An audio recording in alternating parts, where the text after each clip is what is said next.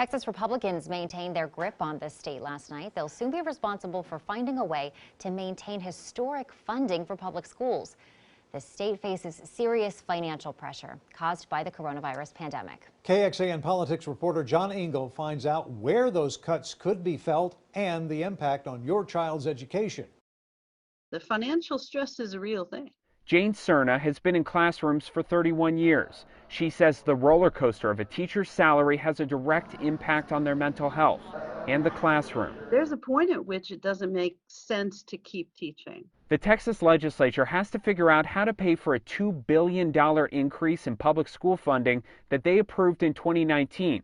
That included pay raises for teachers, but has no permanent funding source.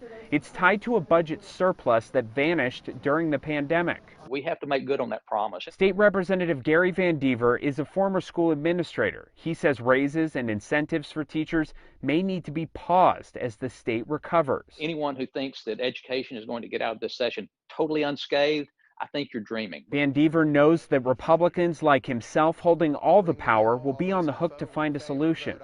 Whatever happens will be because they chose for that to be the case. Some districts like Austin ISD gave raises, others stuck with bonuses, unsure of where that money would come from in the future.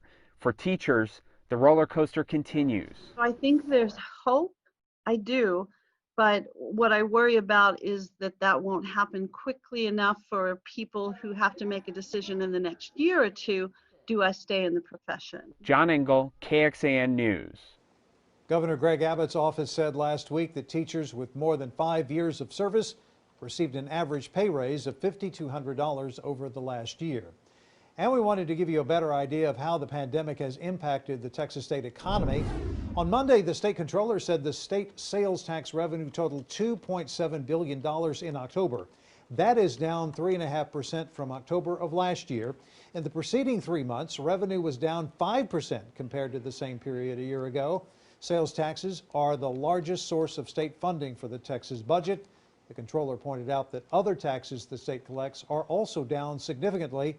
And those include taxes on motor vehicle sales and oil production.